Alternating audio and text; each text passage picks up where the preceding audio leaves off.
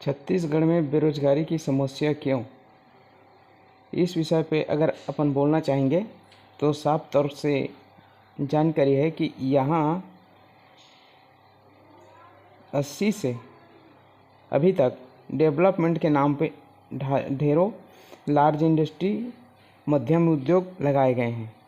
और जिस समय ज़मीन की एनओसी होती है उस समय फैक्ट्री वाले और नेता लोग सभी लोग बोलते हैं कि नहीं, आपको नौकरी देंगे, सब चीज़ करेंगे और सहभागिता वगैरह करते हैं, सब चीज़ अनुमति वगैरह लेते हैं, किसान से हर चीज़ होता है, मुआवजा देते हैं, सारा चीज़, और बोलते हैं कि हम आपको नौकरी देंगे और प्रोग्रेस होगा। दुनिया भर के नेता लोग अपनी ढकोसला सुनाते हैं। उसके बाद होता यह है कि जब फैक्ट्री लगने के बाद ये लोग सारे टेंडर ठेका बाहर के लोगों को देते हैं और बाहर के लोग यहाँ आके काम करते हैं, सब चीज़ करते हैं। लोकल लोग पूरी तरह से बेरोजगार हो जाते हैं, उनको नौकरी पे ही नहीं लगाते।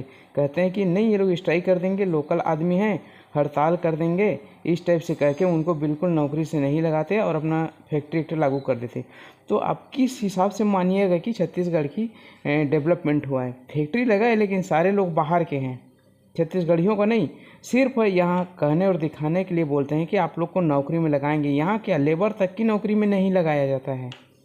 यहाँ बड़ी बड़ी कंपनी बाहर से आती हैं और यहाँ तक इंजीनियर और अच्छे पोस्ट के पढ़े लिखे लोगों को भी नहीं लगाते। अभी इंजीनियर की नौकरी मान लीजिए 17-18 हज़ार देते हैं, जबकि चाइना के इंजीनियर को 1.5 लाख से 2 लाख और सारी सुविधाएं होती। मैं और भी बातें कर चुका हूँ इस संबंध में। तो छत्तीसगढ़ के लोगों को बेरोजगार करने की एक और षड्यंत्र है डेवलपमेंट। यहाँ कोई डेवलपमेंट नहीं हो रहा है, छत्तीसगढ़ियों का कोई डेवलपमेंट नहीं हो रहा है। यहाँ शोषण हो रहा है और नौकरगिरी बना जा रहा है।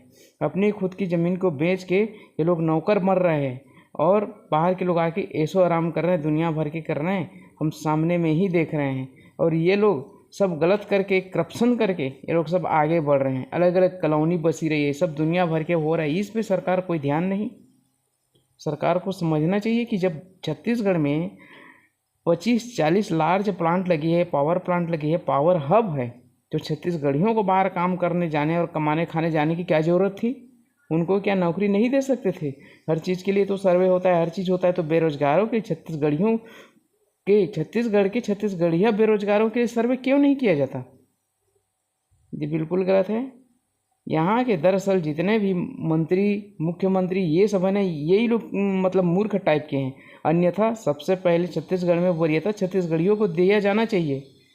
नौकरी से लेकर हर पोस्ट और हर वैकेंसी, हर नौकरी और हर चीज़ लोन में भी नहीं दिया जाता। अगर कोई 2 लाख रुपए मांग ले तो उसको नहीं देते, और कोई बाहरी आदमी आ गया उसको 2 लाख क्या 10 लाख क्या 25 लाख देंगे और उसके बावजूद उसको इंडस्ट्री लगाने के लिए जगह फ्री में देंगे हैं। इस टाइप से इतनी अच्छी तरह से यहाँ के नेताओं को समझना चाहिए।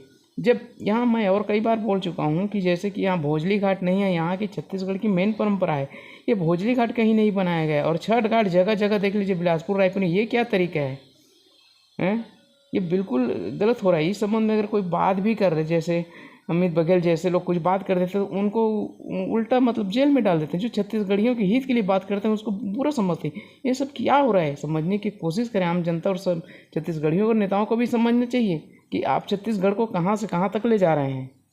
यहाँ का कोयला है, कोरबा का और क्या बोलते दीपका का इतना बड़ा खदान खुला है, ओपन कास्ट, दुनिया भर के सब चीज़ है। सारा कोयला कहाँ जा रहा है, बिजली कहाँ जा रहा है, उसका कोई रूपरेखा नहीं। यहाँ से अरबों खरबों रुपये केंद्र में जा रहे हैं, केंद्र से 400-500 करोड़ रुपए दे देते हैं। छत्तीसगढ़ से तो हल्ला होता है कि वहाँ से इतना करोड़ दिया गया, जब यहाँ की अरबों रुपये जा रहा है केंद्र में, उसका कोई आप लोग नहीं बताते हैं। समझने की कोशिश करें मेरी बातों को। छत्तीसगढ़ियों भाई से निवेदन है कि वे सोच समझ के मंत्री बने और अपने छत्तीसगढ़ को आगे बढ़ाएं। धन्यवाद।